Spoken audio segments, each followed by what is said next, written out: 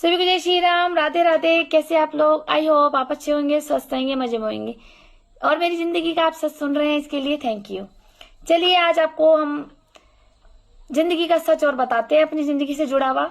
आपने ये तो सच सुना ही होगा कि घर का मुखिया अच्छा हो तो घर बहुत खुश और समृद्धि में फलता फूलता है, और जब ही घर का मुखिया खराब हो जाए तो उसका बर्बाद होना तय है उस परिवार का। ठीक है, तो ऐसी कुछ राज आज आपके सामने खोले जाएंगे।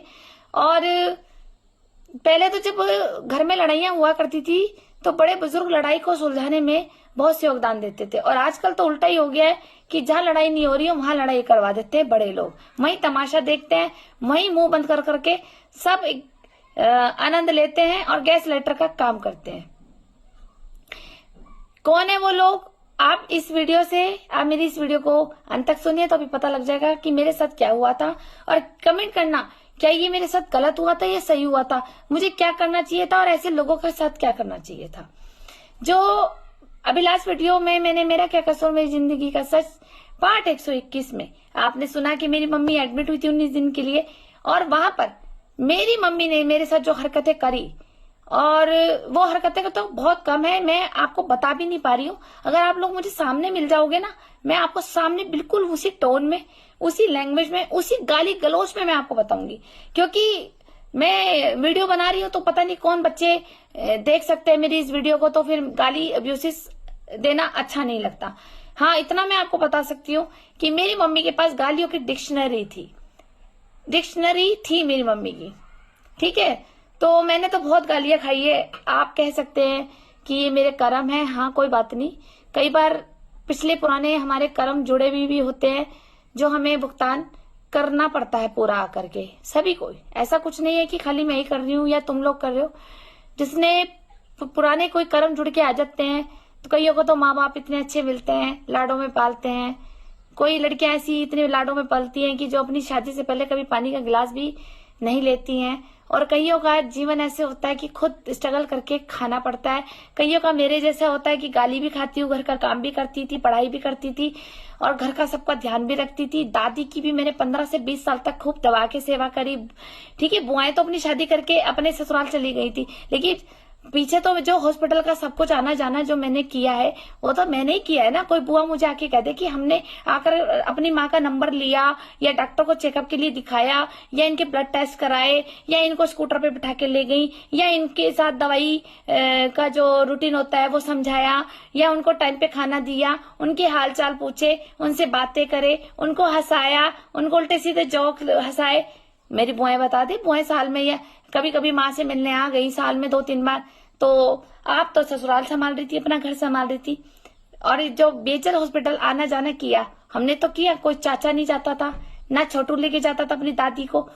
सारी मेहनत मैंने करी और फिर भी गुड़िया बुरी। और आए दिन हॉस्पिटल जाने पे भी मैं बदनाम हो गई कि मैं आवारा हूँ, मैं डॉक्टरों से धंधा करती हूँ, मैं वहां के स्टाफ से धंधा करती हूँ, मैं भी एक वेश्या हूँ।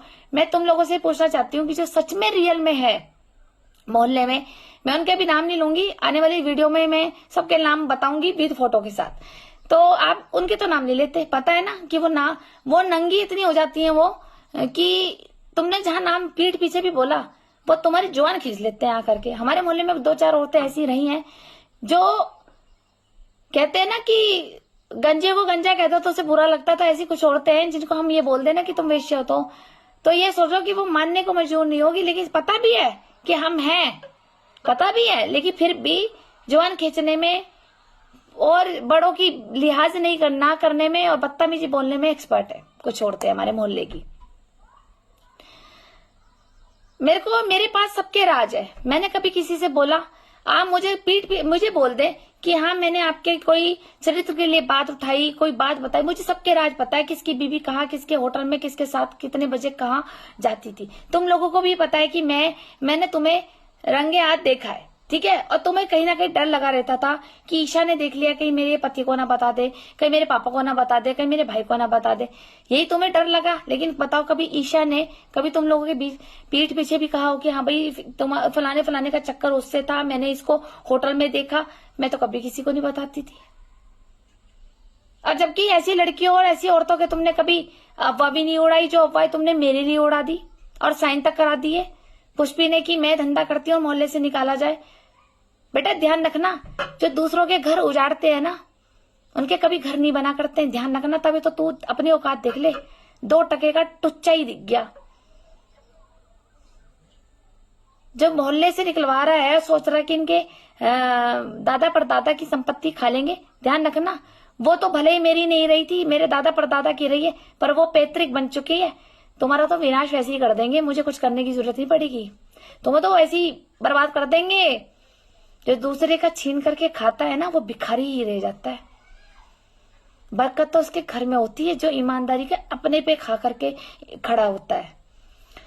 तो मैं आपके सामने एक और सच डालना चाह रही थी कि मेरा क्या कसूर, मेरी जिंदगी का सच। में आपने पार्ट 161 में सुना था कि मेरी मम्मी जब एडमिट हुई थी तो वहां पर मेरी सास रूमा बेरी मेरी मम्मी से हमारी अनुपस्थिति में मिलने आती थी, जो तांत्रिक क्रियाओं द्वारा भस्म प्रसाद जो सिद्ध कराया होता था ताकि मेरी मम्मी को खिलाया जा सके और वो उनके कंट्रोल पावर में रहे और वो जरूरत से ज्यादा बीमार पड़ जाए, वो मुंह न खोले उनके राज, और वो मेंटली डिस्टर्ब हो जाए और घर के सारे राज दे दे और कहीं ना कहीं मेरी मम्मी को गलत राह पर चलाने के लिए और उन्हें जान से मारने के लिए, ताकि पैतृक संपत्ति पे से इसके बहू का भी अधिकार हट जाए और मेरा बदला भी पूरा हो जाए, जो मैं अशोक कुमार अरोड़ा को चाहती थी, जिसने मेरा ऑफर ठुकराया था। मैं उसका घर विनाश कर दूंगी, इसकी बीवी को भी बर्बाद कर दूंगी और इसके बच्चों को भी। तो ये इसका एक टारगेट था, एक मकसद था। जो ये अनुपस्थिति में मिलने आती थी, हमारी मम्मी को भड़काती थी और ऐसे सामान खिलाती थी और कहीं ना कहीं फिर उसको ड्रग्स भी देती थी। वो थोड़ी थोड़ी वो ड्रग्स भी वो ऐसे देने लगी थी कि कहीं ना कहीं हमें ये डाउट तो होता था, हमें तो तब पता ही नहीं था कोई ड्रग्स कोई चीज होती है। तो हमने सोचा पता नहीं मम्मी क्या क्या चीजें खाती रहती है, कहीं लगता था कि कुछ ना कुछ अजीब सा खा रही है जो समझ नहीं आ रहा है। तो ये वहां बीएचएल हॉस्पिटल में मिलने जाती थी। अब मैं आपके सामने ये सवाल रखूंगी और मुझे कमेंट कीजिए, क्या मैं ऐसी माँ को बर्दाश्त कर रही थी? क्या मेरी गलती थी या मेरे पापा की गलती थी जो ऐसी बीबी को बर्दाश्त कर रहे थे, जिसको ये ऐसी बीबी मिली, जिसको ऐसा पति अच्छा मिला और बीबी इतनी खराब मिली, और बेटी जो उसकी इतनी आज्ञाकारी थी, जो उसकी इतनी दिन रात सेवा करती थी, और जो मोहल्ले ने मुझे अब वहां से हटाने के चक्कर में जलन ईर्ष्या के कारण कि ये इस संपत्ति पे हाथ नहीं रखने देगी, तो इसको पहले सबसे पहले बर्बाद किया जाए। तो ये बर्बाद इन्होंने क्या किया, कीचड़ उड़ाला, कीचड़ डाला मेरे ऊपर, क्योंकि मैं इनके ग्रुप में शामिल नहीं होती थी। ठीक है, ये मुझे इतना टॉर्चर करते थे, इतना टॉर्चर करते थे कि एक दिन आफत आ गई कि मैं जब चुप्पी कहते हैं ना, जब तक इंसान चुप रहता तब तक उसे बहुत टॉर्चर करता है। वो चुप्पी ही इतना इन्होंने टॉर्चर कर दिया कि वो जब चुप्पी टूटी तो कोई ना कोई तो मैं किसी को कुछ तो सुनाऊंगी। जब मैंने कुछ तो मैंने सुनाया तो फिर इन्होंने वही समाज को मेरा वो वाला रूप दिखाया कि देखो देखो ये लड़ती है, देखो देखो ये गाली देती है, देखो देखो ये कैसी है। अगर मैं आप लोगों से कह रही हूँ, वैसे तो मैं शांत रहती हूँ, आप लोगों ने मुझे देखा ही होगा बचपन से, लेकिन अगर कभी मेरे मुंह से आपने कभी गाली देखी हो, गुस्से देखा हो, अपशब्द देखा हो, तो आप ये समझ लेना कि किसी ने मेरे पापा पे या मेरे चरित्र पर कोई ऐसा काम कर दिया है जो मैं चुप रहकर नहीं सह सकती थी। वहां मुझे आवाज उठानी पड़ेगी अपने हक के लिए। अगर आप मुझे कहीं बोलते हो, लड़ते झगड़ते देख ले तो समझ लेना कि मर्यादा पार हो गई थी। तब जाकर मैंने आज मुंह खोला अपना, वरना मैं इतनी आसानी से मुंह नहीं खोलती हूँ। और आप बेफिक्र रहिए कि मैं सबके तो राज जानती हूँ, मैं बड़े बड़े नेता पार्षद सबके राज जानती हूँ, लेकिन मैंने कहा ना मुझे किसी से कोई मतलब नहीं है, मैं अपने से मतलब रखती हूँ। मुझे अपने लिए ही जीना है, मुझे तुम लोगों के लिए नहीं जीना। मैं अपने से मतलब रखती हूँ, मुझे अपने से देखना है कि मैं कितनी ईमानदारी पे चल रही हूँ, मैं कि मेरे हाथों से कोई गलत काम ना हो जाए, मैं किसी के साथ गलत ना कर दूं, मैं किसी का नाजायज हक ना खा जाऊं, मैं किसी के पैसे ना खा जाऊं, मैं किसी के साथ मेरे घर में जो कमाई आ रही है वो हराम की ना आए। मैं तो इन चीजों में रहती हूँ। और जितनी देर में तुम ग्रुपिंग करते हो 1-2 घंटे की, हंसी मजाक उड़ाते हो, लोगों का समाज में मजाक उड़ाते हो, बुराइयां करते हो, चुगली करते हो, गैस लाइटर का काम करते हो, उतनी देर में तो मैं अपने घर का काम करके अपनी प्रभु की शरण में बैठती हूँ।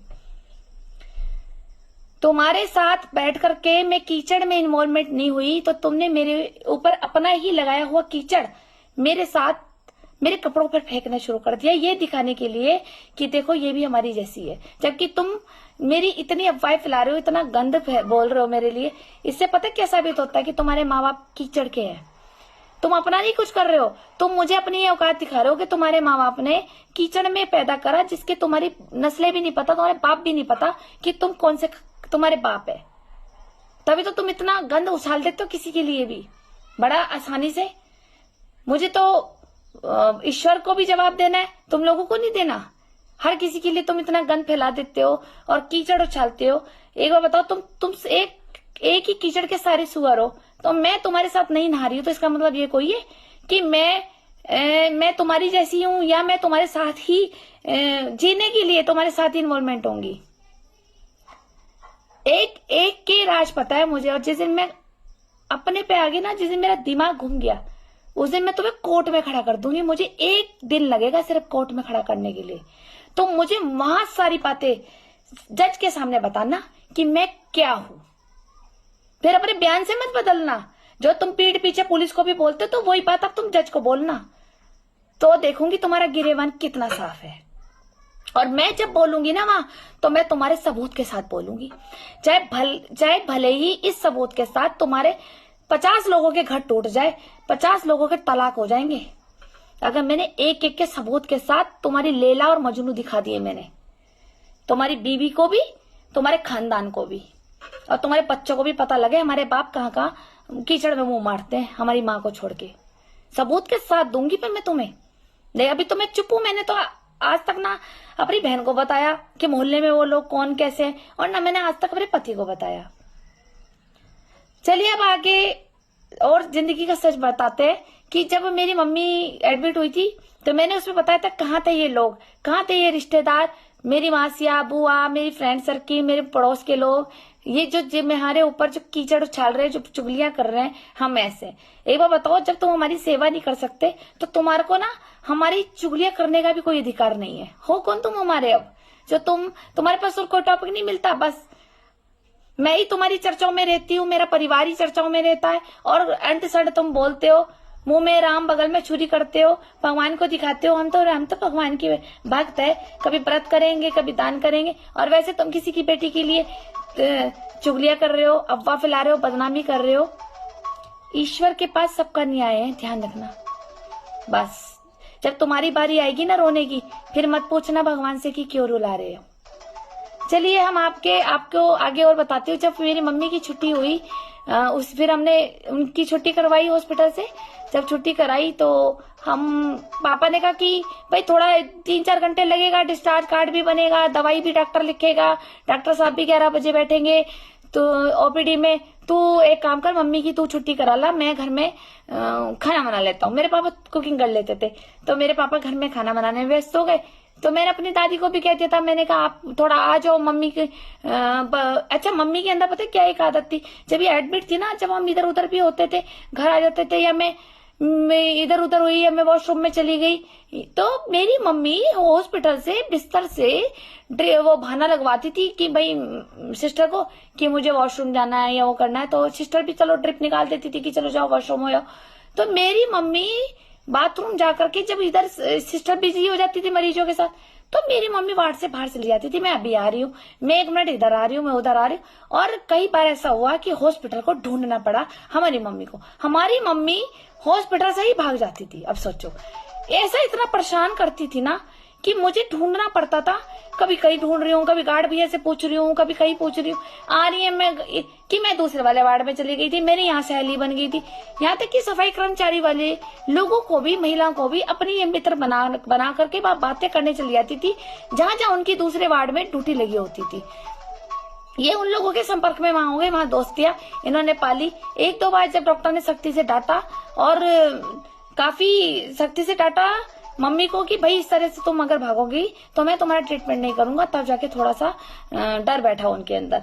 और उसके बाद जब हमें छुट्टी कराई, तो जब छुट्टी कराई तो हम इमरजेंसी वार्ड पे नीचे थे। पहले भागा दौड़ी बार करी, डिस्चार्ज पेपर बनते हैं, आप लोगों को पता ही। सारी डॉक्टर से दवाई समझी, कैसे देनी है, क्या करनी है। मैंने अपनी दादी को बुला लिया था, मैंने कहा तुम इसके साथ बैठ जाना, मैं अपना काम कर लूं। पता देखो कि डिस्चार्ज होने के बाद हमने सारा सामान अपना बाहर निकालना है, ठीक है, अपनी अलमारी से बेड भी खाली करके देना है। तो वो सामान मम्मी के साथ रहेगा, ये तो हॉस्पिटल से बाहर भाग जाती है, सामान यही रह जाएगा। तो फिर कोई ये ना हो सामान भी चोरी हो जाए और इनकी दवाइयां भी चोरी हो जाए। और मैं 1-2 घंटे के लिए तो बिजी हो जाऊंगी डॉक्टर के साथ, भैया मम्मी के पेपर बनवाने हैं, भागा दौड़ी करनी है, दवाई की स्लिप भी बनवानी है, फिर दवाई भी लेनी है, फिर डॉक्टर के पास फिर दवाई लेके आनी है, फिर दवाई को समझना है कैसे कैसे देनी है। तो मैंने अपनी दादी को वहां बुला लिया था, मैंने कहा आप इनको देख लो। अब क्या हुआ, जब इमरजेंसी वार्ड है जहाँ बेचर का नीचे, तो वहां से मैंने एम्बुलेंस मांगी, तो उन्होंने कहा एम्बुलेंस अभी ना तो बिजी है, मतलब सारी बिजी है, और लोकल वाली तो अभी किसी मरीज को लेने गई है, जब वो आएगी तो तुम अपनी मम्मी को ले जाना, तब तक तुम बिठा लो। हमने अपनी मम्मी के साथ कहा कि चलो तुम वेट करो, मैं तो पेपर बनवाती हूँ। जब मैं पेपर बनवाने गई, जब मैं उन्हीं के आगे से मैं चक्कर काट रही थी, 2-3 बार मैंने अपनी मम्मी को भी देखा कि भाई सही है या नहीं है, कहीं ऐसा तो नहीं है कहीं चक्कर खा के गिर गई हो, सुबह से नाश्ता भी पता नहीं किया नहीं किया। तो ये मेरे दिमाग पे भी चल रहा था और मैं भागा दौड़ी भी कर रही थी। मम्मी को भी मैंने देखा, फिर मैंने कहा दादी भी बीपी के पेशेंट है, दादी से भी मैंने पूछ लिया पानी दूं आपको, चाय दूं, इस टाइप से मैं 2-3 चक्कर इनके पास भी आके काटे। ये बेंच पे बाहर बैठे हुए थे, वहीं जहाँ इमरजेंसी वार्ड है, जहाँ पेशेंट बैठते हैं, तो मैंने वहां बिठा रखा था। मेरी मम्मी वहां पे इकट्ठा करके वहां ड्रामे कर रही सबको, और मेरी दादी चुपचाप बैठ के सुन रही। वहां पे जो भी सफाई कर्मचारी थे, और 2-3 सफाई कर्मचारी तो काशीपुरा मोहल्ला के थे, शक्ति भैया वगैरह वहां पे और भी थे। तो ये सब जब वहां पे ये ड्रामा कर रही थी और मेरे बारे में बोल रही थी, देखो किस तरह से, मतलब कोई आप मुझे एक चीज और बताओ कि जब किसी की बेटी सच में धंधा करती है, पॉइंट की बात है ये, जब किसी की बेटी धंधा करती है और जो कोई माँ होती है ना वो छुपाती है, वो तब भी ना कहती है नहीं मेरी लड़की ऐसी नहीं है, जबकि सामने कहने वाले का भी मुंह पकड़ लेती है कि मेरी लड़की ऐसी नहीं है, तुम गलत आरोप लगा रहे हो मेरी लड़की के लिए, अगर तुमने मेरी लड़की के लिए फिर बोला तो मैं तुम काट के रख दूंगी।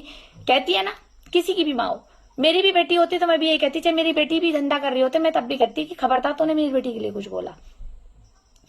लेकिन मेरी माँ हर जगह बोलती थी, वहां जहां बैठी हुई थी इमरजेंसी वार्ड में, वहां सारा स्टाफ इकट्ठा कर लिया, जहां पर मेरा 15 साल से आना जाना था, जो मैं अपनी दादी का ट्रीटमेंट के लिए सारे डॉक्टर से मेरी जान पहचान थी, काफी स्टाफ से थी, काफी दवाई देने वाले स्टाफ से मेरी जान पहचान थी, क्योंकि मैं बहुत पुरानी हो गई थी दादी का ट्रीटमेंट कराते तो मुझे सब जानते थे। और मेरा एक स्माइलिंग फेस और सबसे मुस्कुराकर बोलना, सबको इज्जत देना, छोटा हो बड़ा हो, अमीर हो गरीब हो, वहां का पियोन हो, ठीक है, चाहे वो वहां का नौकर हो, चाहे वहां का मालिक हो, चाहे वहां का डॉक्टर हो, मेरा सबके लिए एक ही बराबर सम्मान देने का नेचर रहता था और अभी भी है।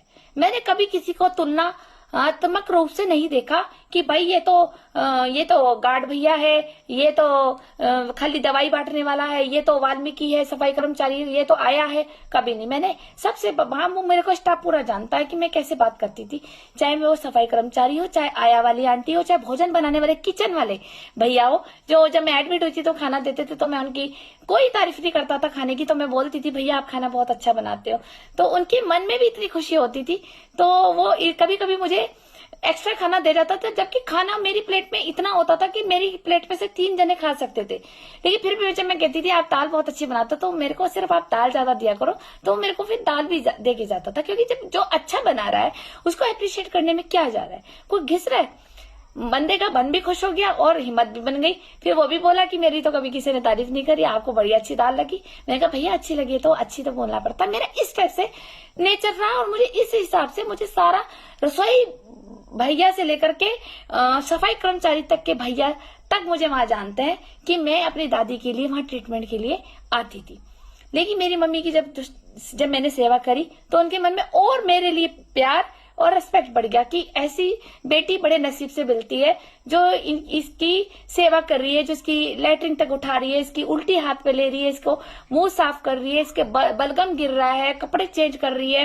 रात को 1-1 बजे अगर मेरी मम्मी की उल्टी हो गई है तो मैंने कपड़े सारे चेंज करवाए हैं, उनका बदन साफ किया है कॉटन से, फिर मैंने पाउडर डाला है खुशबू के लिए, उनको मैं तैयार करके ऐसे नोना बाबू बना के मैं उन्हें बिठा देती थी। मैंने इतनी मेहनत करी है कि मतलब मेरे पास तो सिर्फ ईश्वर ही सबूत है जो मेरी गवाही दे सकते हैं। लेकिन क्योंकि मन में ये था हमारी माँ है, चाहे वो कैसी भी थी, मुझे गालियां देती थी, कुछ भी करती थी, ठीक है। मैंने कहा मेरे को हमारे पापा कहते थे हमारे कर्म है, मेरे पापा भी भोग रहे थे मेरी मम्मी को और मैं भी भोग रही थी। कहे क्या मेरी मम्मी जैसी क्या कोई ऐसी पार्टनर लेगा? नहीं लेगा, ठीक है। तुरंत या तो दूसरी लुगाई बना लेगा बाहर अपने मजे के लिए, या फिर इसको तलाक दे देगा, या फिर इसे जान से मार देगा। 3 ही तो ऑप्शन होते हैं आजकल पुरुष के पास। लेकिन मेरे पापा ने इसको बर्दाश्त करते करते अपना मेंटल हेल्थ खराब कर लिया और हार्ट अटैक से वो मर गए घुटन में। ऐसी मेरी भी हालत ऐसी रहती है कि मेरे भी हार्ट कमजोर हो गया और मैं भी अंदर ही घुटन घुटन में रही हूँ कि कोई नहीं, अपना नसीब समझ के हम चुप रहे। लेकिन मेरी मम्मी का जब डिस्चार्ज टाइम था, मैंने आपको बताया इमरजेंसी वार्ड पे मैंने बिठा रखा था, तो मुझे वो ड्रामे कर रही थी। फिर उसने मुझे बुलाया कि मेरी दादी सब तमाशा देख रही थी। कहते ना बड़े लोग जब तमाशा देखे तो फिर तो घर का नाश होना ही तय है, और वो हो भी गया, जो बाहर की बातों में सुनते आए हैं सब। तो मेरी मम्मी वहां ड्रामा कर रही थी कि मुझे चाय चाहिए। मैं पहले फिर कैंटीन से पहले चाय ला के दी, मैंने ये चाहिए, मुझे वो चाहिए, मुझे पोटी आई है, मुझे पानी चाहिए, फिर मैंने पानी ला के दिया, फिर मुझे पोटी आई है, फिर मैं पोटी कराने लगी। पोटी कराने लगी तो इनकी कपड़ों में पोटी निकली हुई थी। फिर मैं देखा कि कपड़ों में पोटी निकली है तो मैं बाथरूम में बैठा के आई हूँ। फिर मैंने वहां का गीजर ऑन करा कि भाई क्योंकि गर्मी का टाइम तो था पर ठंडे पानी में यूज नहीं करती थी, मैंने गीजर ऑन करा। फिर मैंने अपना दादी के पास आई, मैंने बैग खोला, वहां से कपड़े निकाले, पाउडर निकाला, सब निकाला। फिर वहां हॉस्पिटल से मैंने कॉटन ली, फिर मैंने इनको वो उस गर्म पानी में मैंने साफ करा। जब मैंने साफ कर रही थी तो वहां पे सफाई कर्मचारी आंटी भी आ गई, कह रही अरे ये क्या हो गया इनको, ये अपने ऐसे तो ये लग नहीं रही है कि इनकी पोटी तुम साफ करोगी, बताओ सही से तो लग रही है ये, अभी तो इतनी जवान जोरी चल रही थी, ये पता नहीं किसकी बुराई कर रही थी, तुम इनकी बहू हो क्या? देखो वही वाली बात आ गई कि बहू हो क्या इनकी। तो मैंने कहा नहीं मैं इनकी बेटी हूँ। कह रही है भगवान, अपनी बेटी के लिए इतना गंद बोल रही है ये यहाँ पर है, तुम दवाई लेने गई होंगी डॉक्टर साहब के सामने यहाँ ड्रामा कर रखा है इसने इमरजेंसी वार्ड के बाहर ही। वहां पे ये कह रही मेरी लड़की धंधा करती है, मेरी लड़की यहाँ इस डॉक्टर से लगी भी है, उस डॉक्टर से लगी भी है, वहां लगी भी, ये लगी भी। हम सब ड्रामा सुन रहे हैं, हमें नहीं पता था कि ये तुम्हारी मम्मी है। बताओ कहाँ नरक भरेगी, यही तो नरक है। आज तो चल तेरे को बेटी तो मिल गई तेरे को कि भाई तेरे कितनी अच्छी बेटी मिली, तेरे कपड़े भी बदल रही है बेचारी, सब कुछ कर रही है। ऐसी माँ को तो धक्का मार दो तुम गंगा जी में। उन आंटी ने भी मुझे ऐसे बोला, मैं चुप रही। कह रही तुम सच में बताओ तुम बेटी हो ये बहू हो उसकी? मैंने कहा आंटी मैं बेटी हूँ। कह रही ये सच में सगी माँ है तुम्हारी, इसी ने ही जन्म दिया क्या तुम्हें? तो मैंने कहा हाँ। मैंने कहा घर वाले तो यही कहते हैं कि यही मेरी माँ है, इसी ने ही जन्म दिया है। पता नहीं शायद मैं कूड़े से भी आई हूँ, कूड़े से उठा लिया होगा मेरी माँ ने।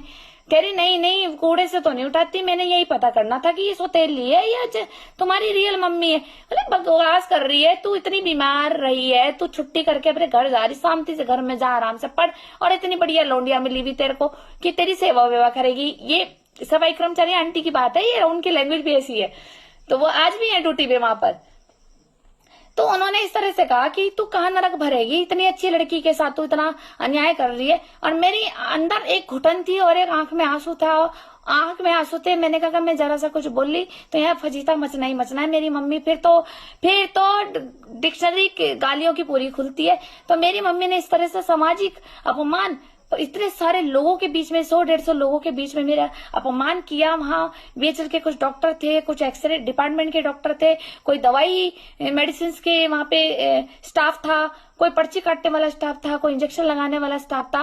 वो सब मुझे देख रहे थे, एम्बुलेंस वाले भैया देख रहे थे, सफाई कर्मचारी थे, वो सब मुझे 15 साल से जानते थे कि अपनी मम्मी और दादी की बहुत सेवा करती है, दादी के लिए तो जान छिड़कती है लड़की वहां। और ये इतना मेरी दादी चुपचाप तमाशा देख रही थी। और वहां मेरी मम्मी सब बोल रही है तो धंधा करती है, वो करती है। अच्छा कुछ गलत टाइप के वहां लड़के भी थे, तो उन्होंने भी मुझे देखा, उन्होंने कहा ओ, जब हम लाइन मारते थे मेरे से मतलब थोड़ी गलत कमेंट करते थे, तुम बड़ी अच्छी लग रही हो, हमें तुमसे फ्रेंडशिप करनी है। तो मैं थोड़ा मतलब उनको डांट वाट दे देती थी कि मैं अपनी मर्यादा बना के रखती थी, आप समझ गए। तो मैंने डांट देती थी, तो तब उनकी और जुबान खुल के कह रहे लो मतलब यहाँ खीर बट रही है बाहर और हमें नहीं मिल रही खाने को। उन लोगों के भी जुबान खुल गए। तब से फिर और भी हॉस्पिटल में मैं जब और भी आगे जाने लगी अपनी दादी के ट्रीटमेंट के लिए, अपनी मम्मी के ट्रीटमेंट के लिए, तो मेरे को ऐसी चीप लड़के मुझे और गंदी निगाहों से मुझे देखने लगे थे। सिर्फ कारण क्या बना, मेरी माँ ने वहां पे इमेज खराब कर दी। मेरी मम्मी हमेशा वही इमेज खराब करती थी जहां मेरी इज्जत ज्यादा बनती थी। और इसको ये इमेज क्यों खराब करती थी, मैंने बताया ना, मेरी सास ने पहले ही इसको अपने अंडरटेकिंग दे रखा था। तभी बहुत बड़ा खुलासा है ये सच कि जो एक माँ, सच में एक बात बताओ ना, जो एक माँ अगर सच में अपनी बेटी से पिट रही होती है, एक माँ अपनी बेटी से जब परेशान हुई होती है, तो वो उसकी बेटी की शादी कर देती है जल्दी। वो कहती है यहाँ पे नाक कटा रही है हमारे मायके में, इससे बढ़िया तो इसके हाथ पीले करो और इसे धक्का मारो ससुराल। वो मेरी शादी भी नहीं होने देती थी। जिसके मेरे रिश्ते आते थे उनके घर में शाम को जाकर के कह देती थी कि ये लड़की खराब है और ये धंधा करती है। और एंड में मेरी शादी हो गई रूमा बेरी के ही कोठे में। आखिर क्यों, ये सच भी आपका खुलासा सारा मैं करती जाऊंगी आपके सामने। आप समझदार लोग हैं, आप समझ सकते हैं कि जब मेरी माँ खुद जाकर के रिश्ते तोड़ रही है, एक तरफ से तो मैं अपनी मम्मी को खूब मारती हूँ, भूखा रखती हूँ, गाली देती हूँ, धंधा करती हूँ, बदनामी करा रही हूँ अरोड़ा परिवार की, मैं वेश्या का काम करती हूँ, मैं घर में नहीं टिकती, मैं घर के काम नहीं करती, सारे काम मेरी मम्मी करती थी, सब कुछ मैं करती, गलत काम मैं करती थी, उसके बाद भी मेरी मम्मी हाथ पीले मेरे नहीं करती थी। आखिर क्यों? और जहां जहां से मेरे रिश्ते आते थे वहां जाकर के ये क्यों आग लगा के आ जाती थी शाम तक जाकर के कि भाई मेरी लड़की धंधा करती है और ये गलत कामों में इन्वॉल्वमेंट है, हमें खूब मारती पिटती है, तुम्हें भी मारेगी। क्या कोई माँ ये जाकर के कहेगी कि हमें भी मारती है तो तुम्हें भी मारेगी, बल्कि यूं कहेगी कि चल हमें मार रही है तो कम से कम यहाँ से निकलेगी, तो इसके हाथ पी लेकर वहां ससुराल में भेज इसे। आप समझ आ रहे कि कौन पीछे से चाबी भर रहा था? रूमा बेरी का पहले से ही बेरियों का परिवार हमारे घर में एंट्री मार चुका था, जिसमें इन्वॉल्वमेंट मेरी दादी और मेरी बुआओं का भी रहा है। तभी तो मैं इनके साथ मिली भगत में मैं वहां इनके कोठे में पहुंच गई। ठीक है, और तो और मैं आपको एक सच और बताऊंगी, खुलासा करूंगी जल्दी कि मेरी मासिया तक मेरी सास से बातें करती है मेरी घर को उजाड़ने के लिए। जी हाँ, मेरी मासियां मेरी सास से मिली हुई है, जो वो ही कहानियां बना करके मेरी सास को बताती, क्योंकि मेरी सास ने हर एक रिश्तेदार से बातें करी है, चुगलियां करी है, ताकि ईशा के कोई पुराने ऐसे राज निकल जाए जिसके कारण हम इसको टॉर्चर करें और इसके बाप की संपत्ति हम इन्हें वापस ना दे।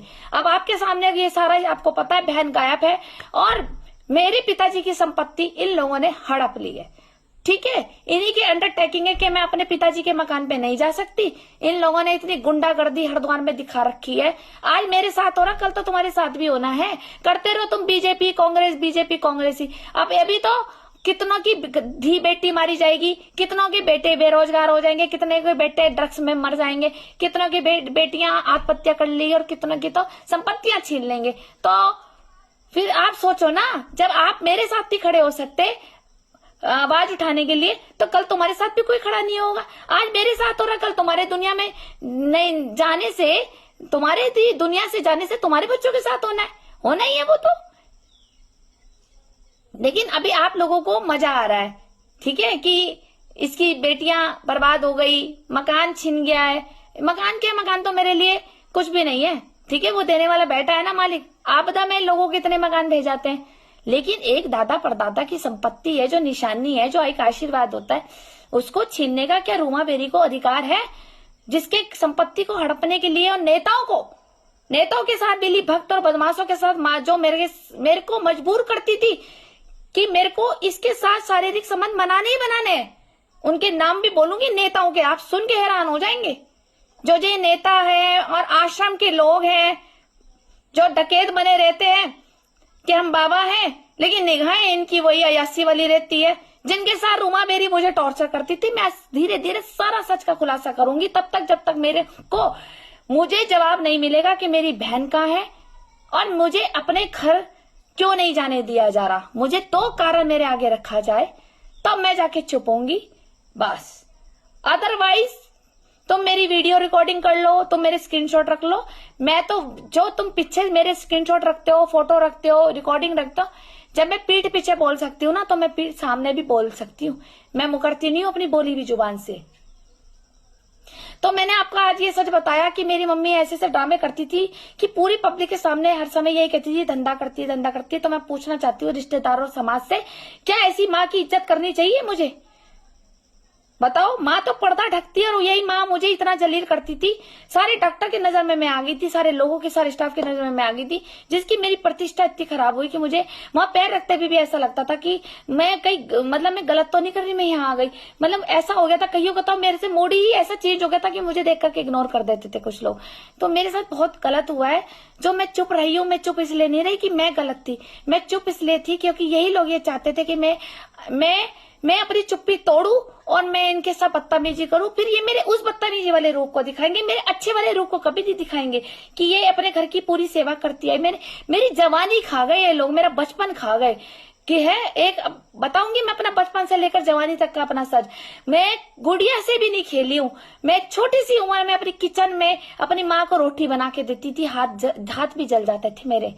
मैंने अपना बचपन नहीं खेला। मेरी जवानी मेरी दादी खा गई। पूरे हॉस्पिटल में मेरे 15 से 20 साल लगा दिए। मेरे घर वाले मेरा बचपन खा गए। जो गुड्डा गुड़िया खेलने की उम्र थी, वहां मेरे से घर के काम कराए जाते थे। तब कहाँ था ये बाल सुधार शासन? चलिए, फिर मैं आपके सामने और सच रखूंगी, नहीं तो वीडियो बहुत लंबी हो जाएगी। फिर मिलते हैं नए सच के साथ। आज आपको यही बताना था मुझे कि सच में अगर मैं ऐसी होती फिर भी मेरी माँ मेरे पे पर्दा डालती। मेरी माँ ने मुझे इतना जलील करा तो आखिर क्यों? क्योंकि पीछे से चाबी घुमाने वाली रूमा बेरी और बेरियों का परिवार था और समाज के गंदे नाले के कीड़े वाले लोग। चलिए फिर मिलते हैं नए सच के साथ। धन्यवाद।